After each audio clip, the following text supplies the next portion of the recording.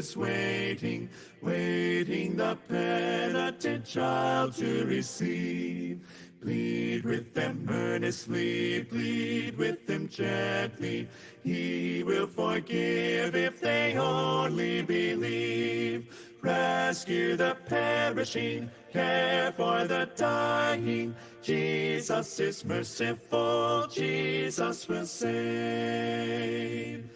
Down in the human heart, crushed by the tempter, feelings lie buried that grace can restore. Touched by a loving heart, wakened by kindness, chords that were broken will vibrate once more. Rescue the perishing, care for the dying. Jesus is merciful, Jesus will save. Rescue the perishing, duty demands it. Strength for thy labor the Lord will provide. Back to the narrow way, patiently win them. Tell the poor wanderer a Savior has died. Rescue the perishing, care for the dying. Jesus is merciful, Jesus will save. Rescue the perishing, care for the dying. Jesus is merciful, Jesus will save.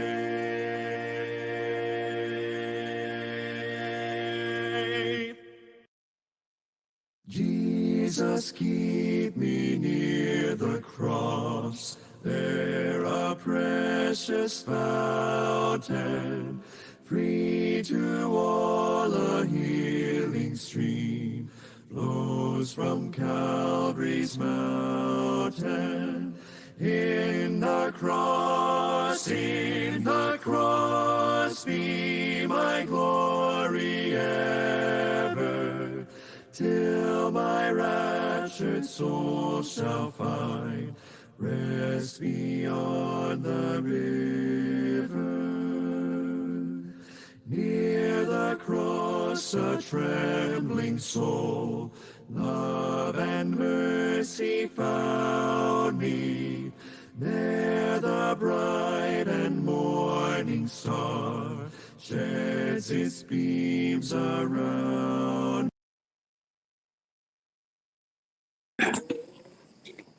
Isang mapagpalang gabi po sa inyong lahat. Welcome po sa ating Hope Meeting. Pagpupuri po at salamat sa ating Diyos sa kanyang kabutihan sa ating mga buhay. At ang kanyang pong pag-iingat sa atin sa isang biyaya na dapat po nating ipagpasalamat sa Panginoon. At isa pa po sa napakagandang ipagpasalamat, para po sa inyong informasyon, 4 years na po ang C4 Hope Meeting ngayong araw. And happy anniversary po sa bawat isa. Nagsimula po tayo ng face-to-face, tapos nag-pandemic po kaya nagkaroon po ng virtual at nag-start po sa Messenger. Unti-unti po nag-improve sa biyaya ng Lord at ngayon po ay umabot tayo ng 4 years ang virtual. Kaya purihin po ang Panginoon. Siyempre po sa gabi pong ito, magkakasama po muli tayong may kagalakan na magpupuring umawit sa ating Diyos at makakapakinig din po tayo ng patotoo ng isa nating kapatid kung paano naranasan niya ang habag at biyaya ng Panginoon. At higit po sa lahat, ang makapakinig ng kapahayagan, ng aral, at mga katotohanan mula sa Biblia. Nagpapasalamat din po tayo sa bawat isa na nagpapasa po ng link ng Hope Meeting sa ating mga mahal sa buhay, mga kaibigan katrabaho, upang marami po ang maabot ng gawain ito. At syempre po, bisitahin niyo din po ang ating FB group, ang C4 Hope Meetings, kung nais niyo po na muling balikan at muling pakinggan ang ating mga natapos na gawain. At kung hindi pa po kayo kabilang sa ating group na ito, mag-join lang po kayo. Paalala po mamaya, pagkatapos po ng mensahe, meron po tayong breakout session. Pagbasa po mula sa aklat ng Hebreo na lagi po nating binabasa bago magsimula ang ating Hope Meeting. Hebreo, Kabanata 6, talata 18 hanggang 19. Hindi nagbabago at hindi man lang nagsisinungaling ang Diyos. Kaya tayo nakatagpo ng kanyang kalinga ay panatag ang loob na umaasa sa mga pangako niya. Ang pag-asang ito ang siya matibay at matatag na angkla ng ating buhay. Ngayon po, tinatawagan ko po ang ating Tia Lito para sa kanya pong pagbati. Sa pong mapagpalang gabi sa bawat isa. Araw na naman po ng Huwebes at nagpapasalamat po tayo sa Panginoon na muli tayong pinagsama-sama upang mapagpala ng mga awit, patotoo at salita ng Diyos na siyang naging kalakasan natin mga mananampalataya. Nagpapasalamat din po tayo sa ating mga elders, partner churches sa ECC, Ambulong, Bulaho at dito sa Sibor. Maging sa mga ibang mga lokal na iglesia na ating nakakasama na walang sawang nagbabahagi ng mga link sa kanilang mga mahal sa buhay at mga kaibigan upang sila man ay makaranas ng pag-asa buhat sa ating Panginoon. Sa kabila po ng mga hamon, pagsubok at suliranin sa ating mga buhay. Kaya welcome po sa ating Hope Meeting. Maraming salamat po. Thank you, Kuya Ritz. Ano po, at happy birthday din, syempre. Tama ba? Yan po. So, yan po. Bakit nga po ba tayo nagkakaroon ng ganitong gawain? Ano po ba ang Hope Meeting? Ang Hope po ay stands for Household Opportunities, Presentation, and Experience. At ang C for Hope Meeting po ay naglalayo na may balita ang makapangyarihang pagkilos at mensahe ng Panginoon sa ating komunidad. May bahagi ang galak na nadarama dahil sa biyaya ng Panginoon. At layunin po na mahamon ang bawat isa na tumugon sa Panginoon at makibahagi sa buhay ng may pagpapahalaga sa Kanya at sa Kanyang kalooban. Sama-sama po tayong maawit sa Panginoon. Awitin po natin ang salita ng buhay.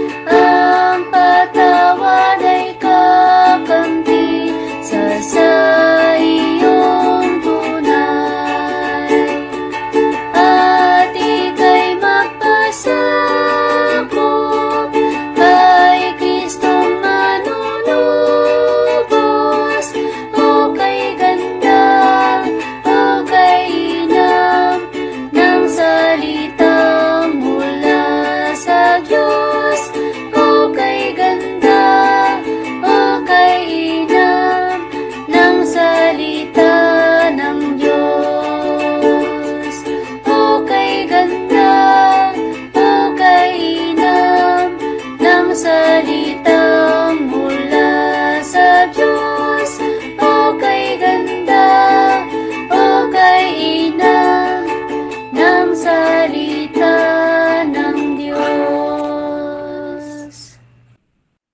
Amen.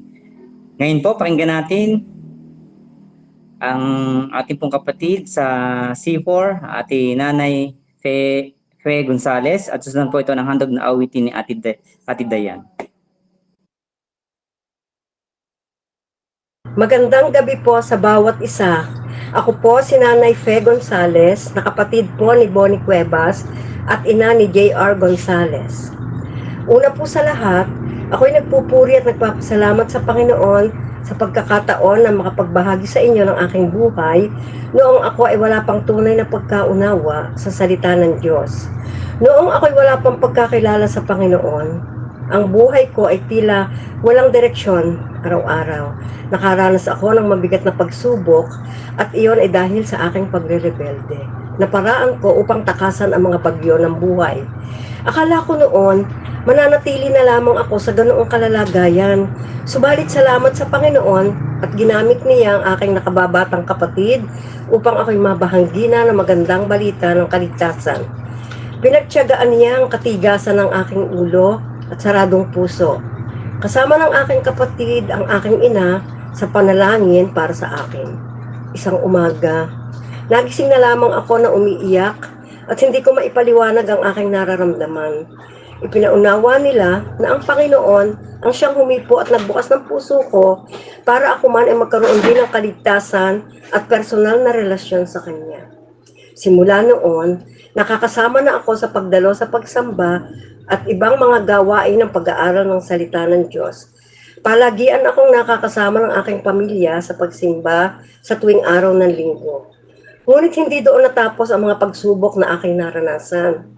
Nagkaroon ako ng asawa na walang tunay na pagkakilala sa ating Panginoon, kung kaya ang aking buhay pagsamba ay hindi naging regular. May mga pagkakataon na hindi na nakakapanambahan, dulot ng mga kaabalahan sa gawaing bahay, trabaho, at iba pang mga kadahilanan. Mas higit kong pinahalagahan ang mga gawaing bahay at paglilingkod sa asawa, tulad ng paglalaba ng 1 linggo niyang damit na inakala ko noon na mas nararapat kong gawin. Pero hindi ko naisip na napapabayaan ko na pala ang araw ng pagsamba sa ating Panginoon. Hindi ko nagawang hatiin ang aking oras para mapagsilbihan ang aking asawa at mabigyan ng kapurihan ng ating Diyos. Nagpatuloy na gano'n na lamang ang aking pagpapahalaga sa araw ng pananambahan.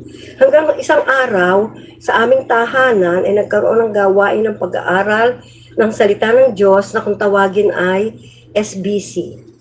Maraming lesson na naibahagi doon at maging kung paano tayo magbibigay ng pagpapahalaga sa mahalagang gawain para sa Panginoon. Kaya habang tumatagal, nagkaroon ako ng kaunawaan sa salita ng Diyos na siyang nakatulong din sa akin upang mabuksan muli ang aking puso't isipan. Salamat sa Panginoon na mayroon akong anak na patuloy na nagtuturo at nagbabahagi sa aming sambahayan ng salita ng Diyos. Kung kaya masigit kong naunawaan na bilang mananampalataya, tayo ay mayroong tungkulin sa ating Panginoon. Natutunan ko rin na marapat kong unahin ang Panginoon sa lahat ng bagay. Sa kasalukuyan, ako kasama ng aking sambahayan ay patuloy ang pagdalo sa Sunday Worship, Senior Fellowship at maging sa aming SBC. Salamat sa Panginoon dahil ipinaunawa niya na ang pagsamba ay mahalagang gawain na dapat nating binibigyang halaga. Dahil ito ang araw ng ating pagkilala, pagpupuri at pagbibigay luwalhati sa ating Panginoon. Ang pagsamba rin sa Diyos ay pagbibigay sa Kanya ng ating pagmamahal, pagpipitagan, paglilingkod at katapatan. Salamat sa Panginoon sa komunidad ng C4 na patuloy ding umaabot sa aming pamilya. Salamat din sa buhay ng aking mga kapatid na patuloy na nagtuturo at nagpapaalala sa akin at maging sa mga itinalaga niyang tagapanguna sa komunidad ng C4 upang patuloy kaming maabot, maturuan at makilala ng lubos ang ating Panginoon. Bilang hamon po sa bawat isa, naway maging kagalakan po natin ang pagdalo sa mga pagtitipon sa ating iglesia, lalo na ang mga pag-aaral ng salita ng Diyos. Sapagkat ito'y bahagi ng ating pagbibigay, luwalhati, papuri at pagsamba sa ating Diyos. Maraming salamat po. Sa Diyos po ang pinakamataas na papuri at pasasalamat. Ang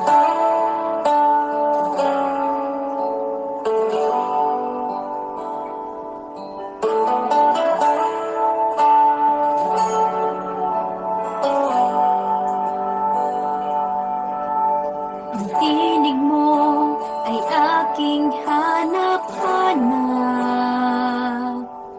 Sa gitna ng bawat takot at paghihirap, sa kabila ng aking pagkukulang, katapatan mo, O Diyos, tanging laan.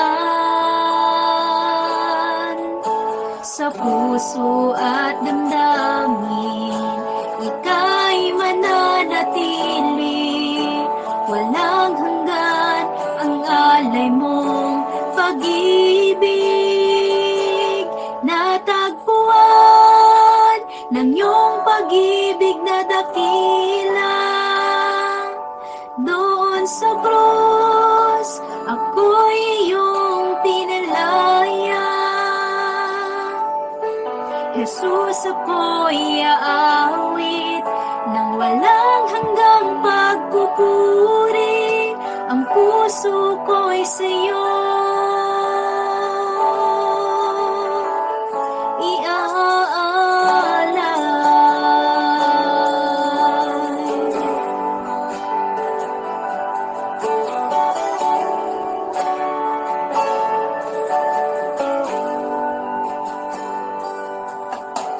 Panginoon, ikaw ang kaagapay.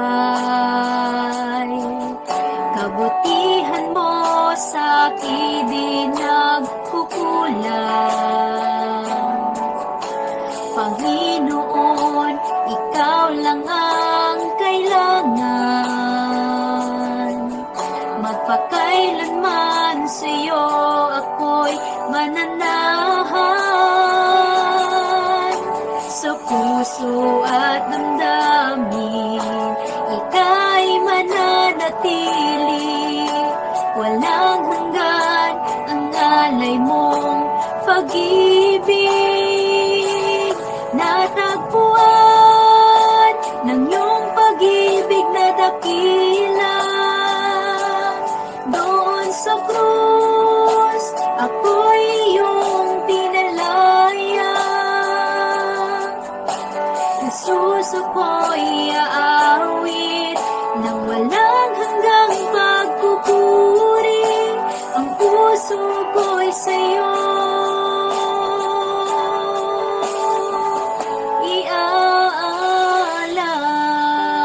iaalay.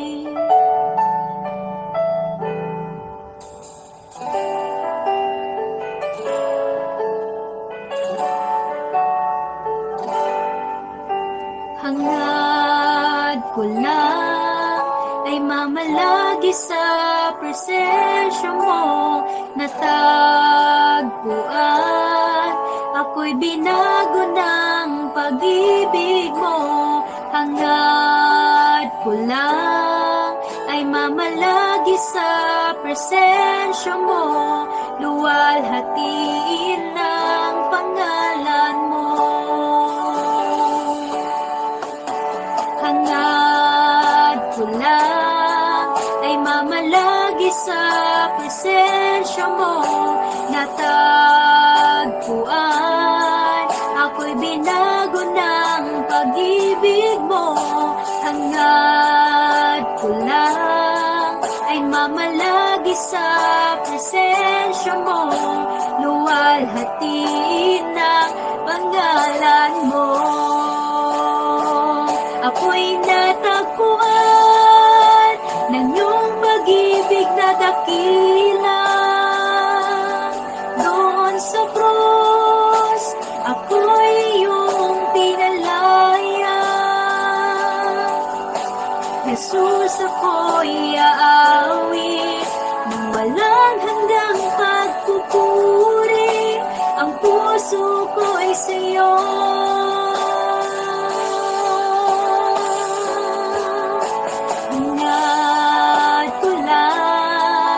mamalagi sa presensya mo natagpuan.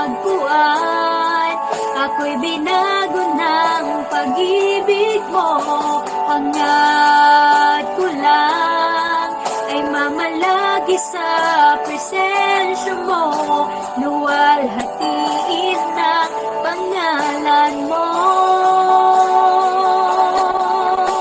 Luwalhatiin ng pangalan mo. Luwalhatiin ng pangalan mo.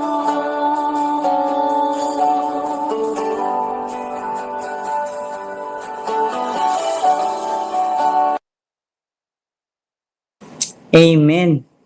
Salamat po sa buhay ng ating Nanay Fe Gonzales, sa kanyang patuto po. At ganun din po, sa napakagandang awitin na inawit ng ating Ate Dayan. At ngayon po, pakinggan po natin ang mabuting balita, ang ipahayag na mensahe ng Diyos sa pamamagitan po ng ating kapatid, Brother Raymar Picayo. Magandang gabi po sa bawat isa at isang maulang gabi din. Happy 4th year anniversary po uli sa bawat isa. Po, 4 na taong katapatan ng Panginoon sa gawain na ito na nagpapatuloy na siyang nagbibigay sa bawat isa sa atin ng isang tunay at buhay na pag-asa mula sa kanyang mga salita. At tanging kay Hesukristo lang natin masusumpungan. Muli, salamat Nanay Pe sa inyong ibinahagi tunay na kahit gaano katigas ang puso ng isang tao, kapag ginusto ng Diyos na ito ay baguhin, ito ay susunod sa Kanya, ito ay tutugon sa Kanyang tawag at tayo din ay tuturuan niya na pahalagan siya ng higit sa ating buhay at siya ay tunay nating sambahin. Salamat Dayan sa iyong inawit, tunay na sa kilos ng Diyos, kilos lamang ng Diyos at sa Kanyang habag at pag-ibig sa atin, tayo ay Kanyang natagpuan at tayo ay tunay na pinalaya ng dakila niyang pag-ibig sa atin. Sa Diyos po ang papuri. Sa gabing ito, samahan niyo po muna akong manalangin at pong itutulog ang mga naipahatid na prayer request. Samahan niyo po akong manalangin. Aming Ama, sa gabing ito, kami po ay nagpapasalamat sa 4 na taon ng inyong katapatan sa gawain na ito na nagpapatuloy. Tunay nga po kayo ang Diyos na buhay, Diyos na kumikilos sa bawat isa kung saan kami ay patuloy na nagpapahalaga sa gawain ito dahil ito po sa kilos ng inyong banal na Espiritu. Salamat nga po Panginoon. Sa oras pong ito, amin pong idinudulog ang aming pong mga kapatid na may mga karamdaman. Dalangin po namin si Ate Emily Bautista. Kaya nga po ang patuloy na magpapagaling sa kanya, Panginoon. Hipuin niyo po ang kanyang physical na katawan. Nawa po, anuman po ang kanya pong iniinom na gamot, ito po ay tumalab sa kanya. At nawa po ihanda niyo po siya sa chemotherapy at maging sa operasyon kung ito po yung inyo pong loloobin, Panginoon. Dalangin po namin na patuloy na magpakahayag ka sa kanya at maging sa kanyang buong sambahayan. Amin pong inilalapit din si Kuya Bonnie at Ate Mayan. Nandun din ang kanilang mga physical challenges na nararanasan. Kaya nga po magpapagaling sa kanila, Panginoon. Kaya nga po ang patuloy nakakatagpo sa kanilang mga pangangailangan. Patuloy niyo po silang pagpapalain, Panginoon. At patuloy nawa na sila ay magtiwala lamang sa inyo. Amin pong idinadalangin din si Riz, na anak ni Rachel. Dalangin po namin na nawa po bumuti na po ang kanyang pakiramdam. Kaya nga po ang patuloy na magpapagaling sa batang ito. Dalangin namin ang katatagan ng kanyang resistensya laban sa anumang sakit, Panginoon. Nawa po sa oras na ito, kayo nga po magpapagaling sa kanya. Kayo po ang tutulong sa kanilang buong sambahayan, sa kanilang mga pangangailangan, Panginoon. Amin pong idinadalangin din si Jana May, na ngayon po ay may ubo at lagnat. Kaya nga po ang patuloy na magpapagaling sa batang ito. Dalangin po namin, nawa po ay kayo nga po magkaloob ng karunungan sa doktor na tumitingin sa kanya. At nawa po, Panginoon, ay kayo nga po ang sasama sa kanilang gamutan. Nawa po yung gamot na kanyang ininom, may ito ay talagang tunay na tumalab sa kanya, Panginoon. Pagalingin niyo nawa po, Panginoon, ang batang ito. Amin pong idinadalangin din ang nalalapit na Christmas for Christ. nawa po ay bigyan niyo po ng katapatan ang bawat isa sa pagkakaloob at nawa po ay makatarget kami. Dalangin namin nawa po ay maging sapat ang aming pong ibibigay para po sa mga mission point po namin, Panginoon. Nawa po ay gamitin niyo ito upang ang inyong pong mga salita ay patuloy pang maipahayag at patuloy kayong makilala pa, Panginoon, ng aming pong makainaabot na mission point, Panginoon. Sa gabing ito, aming pong idinadalangin din ang pag-aaral ng inyong mga salita. Dalangin po namin na kayo nga po ang patuloy na magbukas ng aming puso't isipan na ito ay maunawaan, Panginoon. Kayo nga po ang kumilos sa puso ng bawat isa na magpakumbaba at patuloy na sumunod sa liwanag na inyong mga salita, Panginoon. Maraming salamat po. Bigyan niyo po ako ng karunungan sa pagbabahagi ngayong gabi. Sa pangalan ni Jesus. Amen. Yan. Sa buwan po na ito ay ating ipinagdiriwang ang buwan ng reformasyon. Para po sa aming mga bisita, ang reformasyon po na tinatawag ay pagbalik po sa kung ano ang sinasabi at maliwanag na katotohanan na aral ng Biblia. At ito po ay may 5 bahagi o fundamental statement of faith o 5 pundasyon at saligan po ng ating pananampalataya. Ang una po ay ang sola scriptura o ang scripture alone o kung sa Tagalog po ay Biblia lamang ang saligan ng ating pananampalataya at wala nang iba. Sinasabi po sa 2 Timothy 3:16. Yan. Ang lahat ng kasulatan ay kinasiyahan ng Diyos at kapakipakinabang sa pagtuturo ng katotohanan, sa pagsaway sa kamalian, sa pagtutuwid sa likong gawain, at pagsasanay para sa matuwid na pamumuhay, upang ang lingkod ng Diyos ay maging ganap at handa sa lahat ng mabubuting gawain. Yan po ang sola scriptura. Ngayon naman po, ating pag-uusapan ang solus Christus. Ito po yung pangalawa o yung Christ alone. Si Kristo lamang po ang daan ng kaligtasan at ito ay sa pamamagitan ng pagsampalataya lamang sa kanyang natapos na gawa. Ano po ang sinasabi sa Roma 3:21 hanggang 26? Sabi po diyan, ngunit ngayon nahayag na kung paano ginawang matuwid ng Diyos ang tao. Ito hindi sa pamamagitan ng kautusan.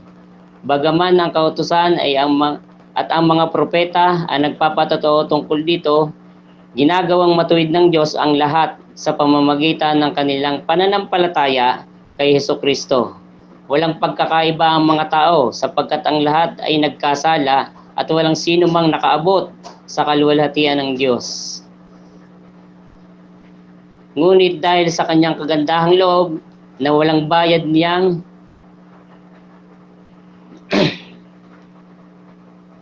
ibinigay, sila ay tinuring sa pamamagitan ni Kristo Jesus na siyang nagpalaya sa kanila. Siya ang inialay ng Diyos bilang handog upang sa pamamagitan ng kanyang dugo ay mapatawad ang kasalanan ng lahat ng sumasampalataya sa kanya.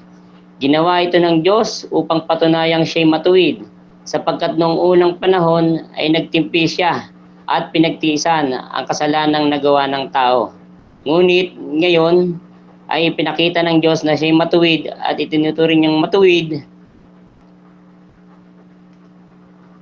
ang mga sumasampalataya kay Jesus.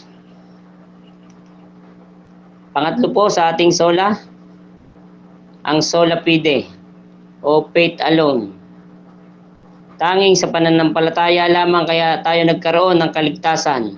Wala pong plus-plus na mabubuting gawa o anumang pagsunod sa sakramento o nakagis ng kaugalian upang ang tao ay mag-isip na meron siyang bahagi sa kanyang ikaliligtas. Ano po sinasabi sa Galatia 2:15-16? Sinabi po dito sa aking salin, kami nga'y ipinanganak na Hudyo at hindi makasalanang hintil.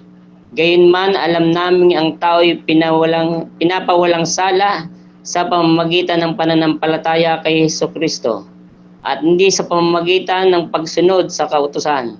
Kaya't kami ay sumasampalataya kay Kristo Jesus upang mapawalang sala sa pamamagitan ng pananampalataya sa Kanya. At hindi sa pamamagitan ng kautusan sapagkat walang taong pinapawalang sala sa pamamagitan ng pagsunod sa kautusan. Ito po yung sa aking salin. Sa pang-apat naman po, ang sola gratia o yung grace alone. Dahil sa biyaya, tayo po ay naligtas. Iniligtas po tayo dahil ito'y ginusto niya. Wala po tayong bahagi o wala po tayong may pagmamalaki. Ang lahat pong ito ay dahil lamang sa kanyang habag at biyaya sa atin. Ano po ang sinasabi sa Efeso 2:8 hanggang 10?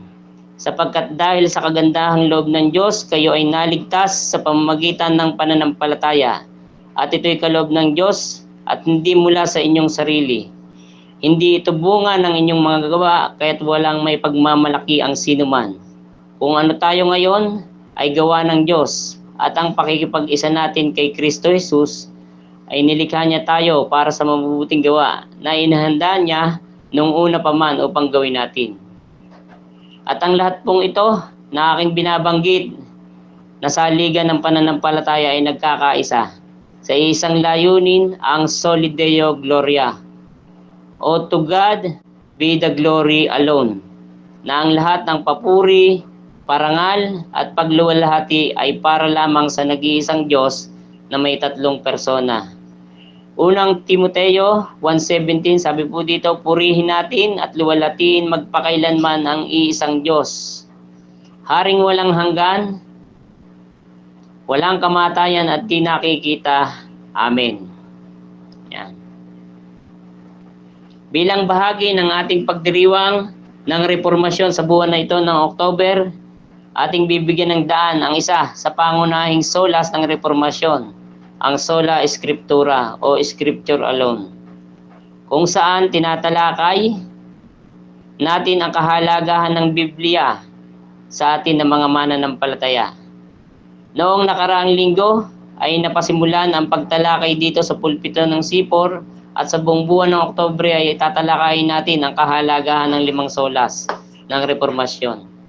At sa gabing ito ay mas ididiin pa natin ang tunay na halaga ng salita ng Diyos sa atin ng mga mananampalataya, lalong higit sa ating kapwa na wala pa kay Kristo, na kung saan ito ang pangunahing aklat na kailangan ng tao na madinig, mabasa at maunawaan, at ang tanging makakapagbago ng buhay ng kanyang mga hinirang. Sa gabing ito, meron po tayong tanong.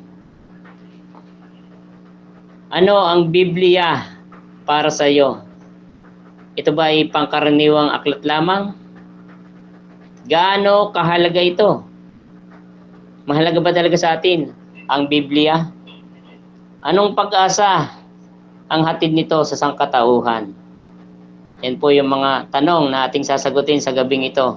Marami po ang nagsasabi na ang Biblia daw po ay pangkaraniwang libro na naglalaman ng mga kwento at mga values na maaari nating matutunan upang makapamuhay tayong mabait at matuto ng tamang moral. Isang aklat na magpapaunlad ng ugali ng isang tao. Yan ang pananaw ng iba. May nagsasabi naman na ang Biblia ay hindi totoong salita ng Diyos. Ito ay naglalaman ng mga kwento lang at haka-haka at kuro-kuro ng iba't ibang tao, at ito ay nagpasalin-salin lang sa paglipas ng panahon. Ngunit sa atin ng mga mananampalataya, ito'y tunay na salita ng Diyos. Ito'y buhay at makapangyarihan, at ang tanging gabay upang makapamuhay tayo ayon sa kalooban ng Diyos, at upang magturo din naman sa atin ng tanging katotohanan laban sa mga hidwang aral na laganap sa ating panahon. Sa gabing ito, ang topic po natin ay banal na kasulatan, pag-asa ng sangkatauhan. Yan. Ano ba talaga ang halaga nito sa atin, at anong pag-asa ang mahihatid nito sa sangkatauhan, lalo na sa kanyang mga hinirang? Para po sa unang bahagi, ang banal na kasulatan, ang tanging pag-asa para makilala ang Diyos ng lubusan. Biblia lamang po ang makapagturo sa tao kung sino ang tunay na Diyos. Hindi siya makikilala ng sariling pananaw, haka-haka at kuro-kuro o pakiramdam o sariling eksperyensya ng tao. na maghahatid sa pagkakilanlan sa isang huwad na Diyos o maling pagkakilala sa tunay na Diyos. Una po, ipinakilala ang Diyos bilang ating manlilikha. Yan. Sa bungad pa lang ng Biblia, pinakilala na ang Diyos, Genesis 1:1. Ang mundo ay hindi basta sumulpot. Hindi basta sumulpot lang o basta nagkaroon. Hindi ito dahil sa nagumpugang mga bato o yung Big Bang Theory na tinatawag. O ang katuruan na ang tao ay nagmula sa unggoy o yung evolution theory na tinatawag. Mayroong Diyos na lumalang ng sansinukob at siya ang may karapatan sa lahat ng ito. At tayo na kanyang mga nilikha ay may tungkulin na dapat gampanan. At ano po yun? Ang kilalanin natin siya bilang ating manlilikha, na siyang may-ari ng ating buhay, sambahin siya at sundin sa ating mga buhay. Ang Diyos ding ito ay nagsasalita, hindi po siya pipi. Siya ay malayang nakikipagtalastasan sa atin. Maliwanag niyang sinasabi sa kanyang mga salita o sa Biblia kung ano ang kanyang kinalulugdan o kung ano ang kanyang kinapopuotan. Hindi niya tayo pinanghuhula. Maliwanag ang kanyang mga salita at tayo na kanyang nilikha, tungkulin natin na makinig, umunawa at sumunod sa kanya. At kailan may hindi siya pwedeng baliwalain. Pangalawa po, ipinakilala din ng Diyos na umiibig, mahabagin, tapat, banal at higit sa lahat ay makatarong ang hukom. Mababasa po natin yan sa Exodo 34 hanggang 6-8. Mababasa din natin sa Biblia ang mga katangian ng Diyos. At ilan sa mga ito ang gustong-gusto ng marami. Siya ay Diyos na mapagmahal at punong-puno ng pag-ibig. Mahabagin o punong-puno ng awa. Siya ay tapat na Diyos, tapat sa kanyang mga pangako. Hindi siya katulad ng tao na ang pangako ay napapako. Ngunit siya ay tapat at ang kanyang pangako ay tiyak niyang tutup din. Hindi po siya nagsisinungaling dahil siya ay Diyos. Ngunit sa lahat ng pagpapakilala na ito ng Diyos, dito nagkaroon ng napakalaking suliranin ang tao. Dahil ang Diyos na ito ay banal, wala siyang batik ng anumang karamihan o kasalanan. Hindi babagay sa presensya ng Diyos ang isang makasalanang tulad natin. Tayo ay lubusang hiwalay sa Kanya. At sinabi pa sa Kanyang mga salita, siya ay napopuot sa kasalanan at sa makasalanan. At ito ay Kanyang parurusahan, hindi magmimintis dahil siya ay makatarungang hukom. Siya din po ay nagpapakilala, pinakilala din po siya ng Biblia na may tatlong persona. Yan, mababasa po natin yan sa Lucas 3:21 hanggang 22 at sa Mateo 28. Pinakilala din ng Biblia na siya ay sa isang Diyos na may tatlong persona o yung Trinidad ng Diyos. Wala sa Biblia ang salitang Trinidad o Trinity. Ngunit ito'y maliwanag na kapahayagan ng kanyang sarili mula sa kanyang mga salita. Tunay na hindi abot ng ating pangunawa kung paano ito nangyari. Pagpapakita lang sa atin bilang kanyang nilikha na kailanman ay hindi natin maaabot ang kaisipan ng Diyos.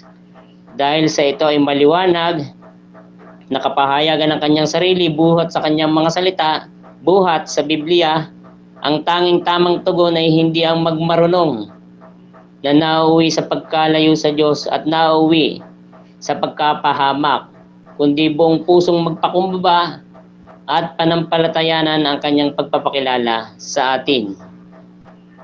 Ang buong Biblia po ay kapahayagan ng Diyos ng kanyang sarili. Patuloy natin siyang makikilala kung tayo ay matapat na magbabasa ng kanyang mga salita at ang banal na Espiritu ang kikilos sa ating mga puso upang lubusan natin siyang makilala pa. Pangalawa po, ang banal na kasulatan ang tanging pag-asa para makilala ng tao ang kanyang sarili. Ang tao po ay nagpapalagay sa kanyang sarili na ang buhay niya ay kanya. Hawak niya at siya ang may kontrol ng sarili niyang buhay. Nabubuhay ang tao na walang kinikilalang Diyos At kung meron man, ang Diyos na ito ay hanggang sa isip lang niya. Sa isip niya, merong Diyos pero siya pa din. Siya pa din talaga ang Diyos ng kanyang buhay.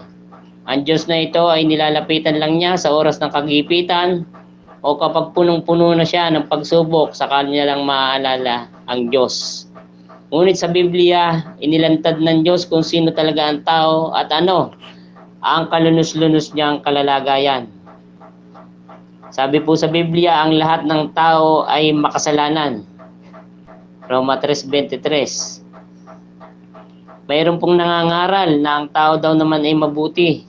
Uli ka sa kanya ang pagiging mabuti, ngunit ito po ay pinabubulaanan ng salita ng Diyos. Maliwanag sa Biblia na ang tao ay makasalanan at walang sino man ang nakaabot sa kanyang pamantayan. Gaya ng sinabi ko kanina, tayo hiwalay sa banal na Diyos. Ang tao ay napahiwalay sa Diyos mula nung magkasala ang ating ninunong si Adan. At ang kasalanan ay pumasok sa sanlibutan.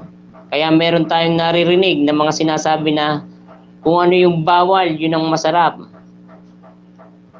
O masarap magtampisaw sa kasalanan.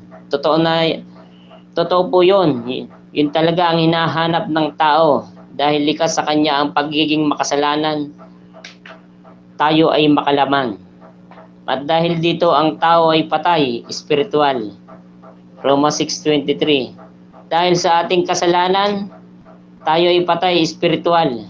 Sa ating kalalagayan, wala tayong kakayanang piliin ang Diyos o walang kakayanang piliin ang tunay na mabuti. Maliwanag yan na sinasabi sa Roma 3:10. At sa Roma 6:23, dahil sa kasalanan tayo ay namatay o yung total depravity. Wala po tayong kabuhay-buhay sa harap ng Diyos. Para sa Diyos tayo mga patay. Bagamat may buhay pisikal, ngunit yung ating espiritu ay patay at hiwalay sa Kanya. At dahil po dyan, ang tao ay hahatulan.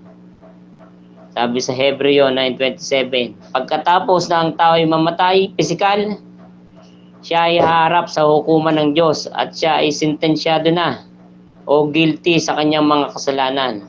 At tiyak siya na paparusahan doon sa impyerno magpakailanman. Dahil dito, ang tao ay gumagawa ng kanyang sariling pamamaraan para iligtas ang kanyang sarili. Siya ay nabubuhay sa maling akala na kapag siya ay gumawa ng mabuti o higit ang kanyang mabuting ginawa kaysa ginagawa niyang masama, ay siya ay maliligtas o papasok sa langit. Ngunit iyan ang kanyang malaking pagkakamali. Ano pa po ang sinasabi sa Biblia? Ang tao ay walang kakayanan para iligtas ang kanyang sarili.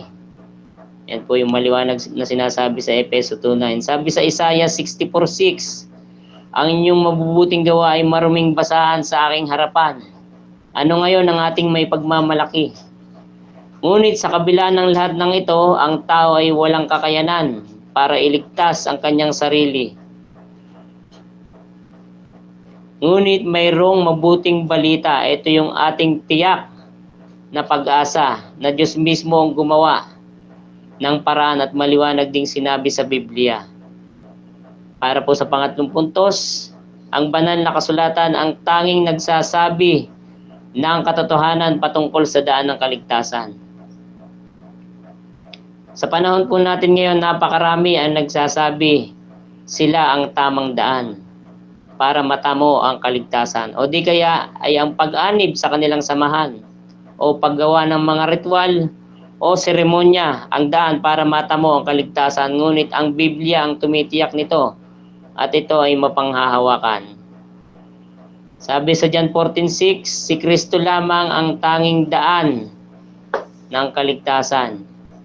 Hindi po sinabi sa Biblia na mayroong ibang daan ng kaligtasan bukod kay Kristo.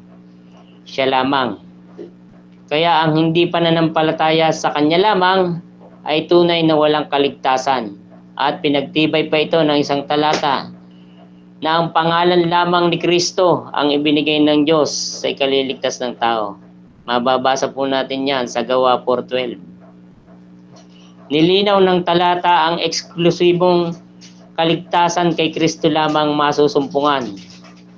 Ang pagsampalataya kay Kristo lamang ang daan ng kaligtasan upang hindi mapahamak, kundi magkaroon tayo ng buhay na walang hanggan. At yan po yung John 3:16. Ipinadama ng Diyos ang kanyang pag-ibig nung tayo'y makasalanan pa. Roma 5:8-9. Dati tayo po ay kaaway ng Diyos, ngunit dahil kay Kristo, tayo'y itinuring na mga kaibigan niya. Matapos na matamo ang kaligtasan, hindi natapos sa atin ng Diyos. Sa pamamagitan ng kanyang mga salita, ang banal na kasulatan ang tanging gabay sa pamumuhay ng mga hinirang. Yan, nabasa po natin kanina, 2 Timothy 3:16-17. Yan. Sige po, next slide. Sinabi po dyan, ang Biblia ang nagtuturo o pagtuturo ng katotohanan. Ang salita ng Diyos o ang Biblia ay totoo at mapananaligan. Hindi po ito nagsisinungaling. Gaya na lamang ng lahat ng hula ng mga propeta patungkol kay Jesus bilang Mesyas. Lahat ng ito ay natupad at walang sumablay. Patunay na ang salita ng Diyos ay totoo at matibay nating mapananaligan. Pangalawa po, pagsaway sa kamalian o pagpapabulaanan sa maling aral. Sa panahon po natin ngayon, laganap ang maling aral. Ang Biblia o ang kanyang mga salita ang magsasabi sa atin kung ano ang totoo at kung ano ang kasinungalingan. Kung tayo ay matapat na magbabasa at mag-aaral nito, ihahayag niya sa atin ang katotohanan. At ang katotohanan ito magpapalaya sa atin sa kasinungalingan ng mundong ito. Pangatlo po, pagtutuwid sa likong gawain. Ilalantad ng Biblia ang mga gawi o kaisipang mali at hindi naaayon sa kanyang kalooban. Tayo ay paaalalahanan nito upang tayo ay makasunod sa kung anong totoo at makapamuhay ng naaayon sa kanyang nais. At pang-apat po, pagsasanay o pag-akay sa matuwid na pamumuhay. Biblia po ang tanging gabay para matuto tayong lumakad sa katwiran at kabanalan ng Diyos. Isang buhay na ninanais ng Diyos sa kanyang mga binabanal. At pang-5 puntos po, ang banal na kasulatan ang nagdudulot ng paglagong espiritual. Mababasa po natin yan sa unang Pedro 2:2.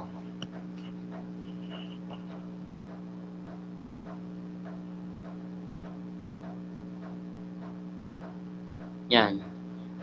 Sabi po dyan, kung magkagayon gaya ng sanggol na bagong silang naasain ninyo ang dalisay na gatas na ukol sa espiritu upang lumago kayo. Opo, ang pag-inom ng gatas ay nagdudulot ng paglagong pisikal. Gayon din naman ang salita ng Diyos ay nagdudulot ng paglagong espiritual kapag ito'y naunawaan at sinusunod natin.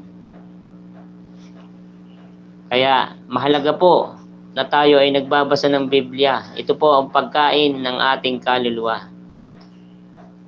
Pang-6 puntos, ang Biblia po o ang banal na kasulatan ay umaaliw, nagtuturo at nagpapasigla sa atin.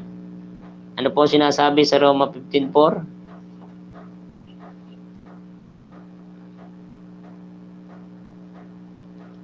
Sapagkat ang anumang bagay na isinulat noong una pa ay isinulat para sa ikatututo natin upang magkaroon tayo ng pag-asa sa pamamagitan ng pagtitiis at pagpapalakas ng loob mula sa kasulatan. Yan. Ang natutunan po natin sa salita ng Diyos ang nagbibigay sa atin ng kakayahan upang mapagtiisan ang mga kabigatan sa buhay, hindi mawalan ng pag-asa. At pang-7 po, ang banal na kasulatan ay nakakapagpabago ng buhay. Isang buhay na tumutulad kay Kristo, nagiging kawangis ni Kristo. Unang Tesalonica 2:13.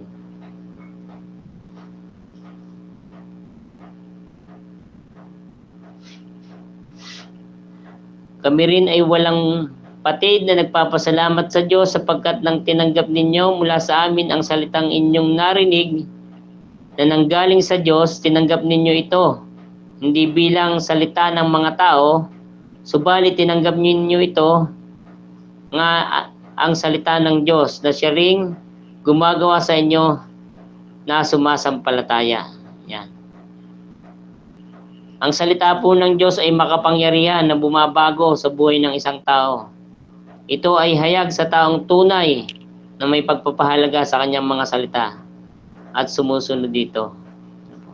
Yan po yung mga taga-Salonica, kitang-kita sa kanila yung pagbabago sa kapangyarihan ng kanyang banal na salita. Yan po yung sulat ni Pablo sa kanila.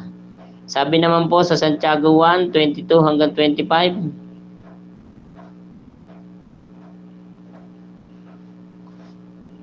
kung tagatupad kayo ng salita at huwag maging tagapakinig lamang, na dinadaya ninyo ang inyong sarili. Ang sino mang tagapakinig ng salita ngunit hindi tagatupad nito ay natutulad sa isang taong minamasdan ang kanyang likas na mukha sa salamin. Yan. Pagkatapos niyang mamasdan ang kanyang sarili, siya ay lumisan at kinakalimutan niya kaagad kung ano ang uri ng kanyang pagkatao.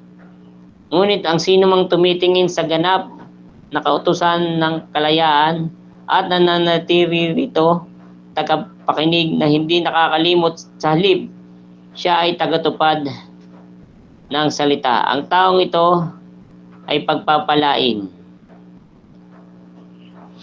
Yan. Patawarin niyo po ako kung hindi ko masyadong mabasa. Sinabi po dyan sa Santiago 1:22 and 25. Ano po?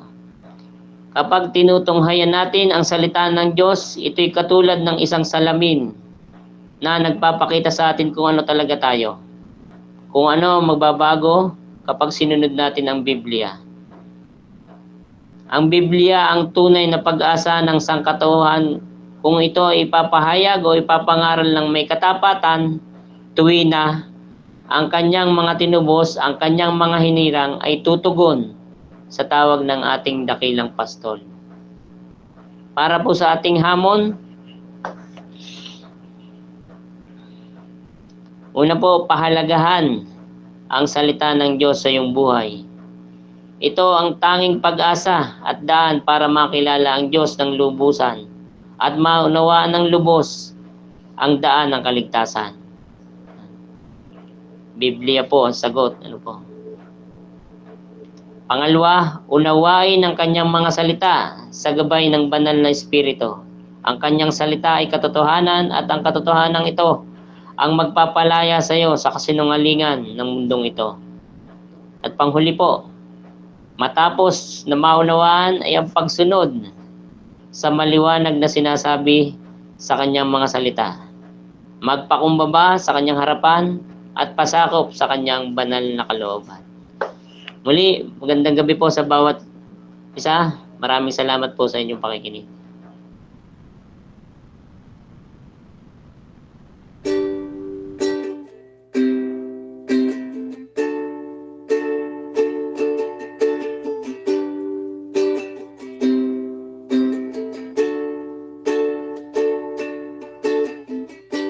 Sa gitna ng kadiliman, liwanag ang iyong binibigay.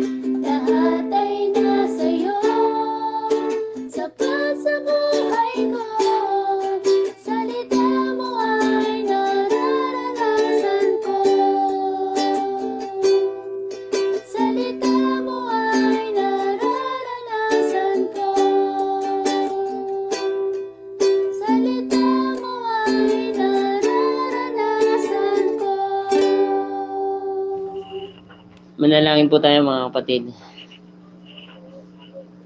Aming Ama, salamat po sa kapahayagan ng inyong mga salita. Aming pong dalangin at tulungan nyo kaming magpakumbaba sa inyong harapan. Dalangin po namin na ang mga narinig naming salita mo ngayong gabi ay tumimo sa aming mga puso. Dalangin po namin na kami tumugon na may kapakumbabaan. Kami ay matutong makinig, umunawa at sumunod sa maliwanag na katotohanan ng inyong mga salita, Panginoon. Tunay nga po, Panginoon, na biyaya mo ang lahat ng ito. Tulungan nyo nga kami, Panginoon, na patuloy na magpasakop sa inyo. Hindi namin ipilit ang aming mga sariling gusto, kundi kayo maging Panginoon ng aming buhay, Panginoon. Sa gabing ito, kayo nga po ang patuloy na kumilo sa puso ng bawat isa. Sa aming puso't isipan, na nawa nga po, Panginoon, ay kami hindi magmatigas o magmarunong, kundi kami ay tumugon ng may pagpapakumbaba sa inyong mga salita, Panginoon. Maraming salamat po. Ang lahat ng ito po ay aming pundalangin sa pangalan ni Jesus. Amen. Amen. At purihin po ang Panginoon sa katotohanan ng kanyang mga salita. At sa mga nagnanais po magpasalamat, mag-unmute lang po or mag-type sa ating chat box or i-click niyo po ang inyong raise hand button. Maraming salamat po sa ating mga kapatid na nandito po sa ating Google Meet at mga kapatid po natin na tumutok sa ating FB Live. Muli po, meron po tayong breakout session.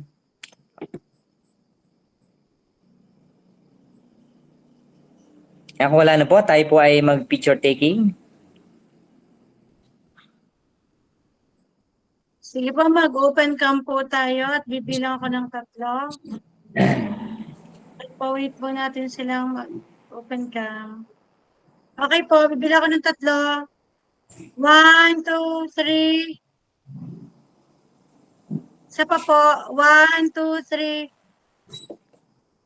Maraming salamat po sa bawat Thank you isa. sa See you bawat po sa isa breakout po. session. Thank you, Brother Rimar. Magandang gabi po. Salamat. Po, salamat Salamat sa po, bawat isa. salamat po. God bless.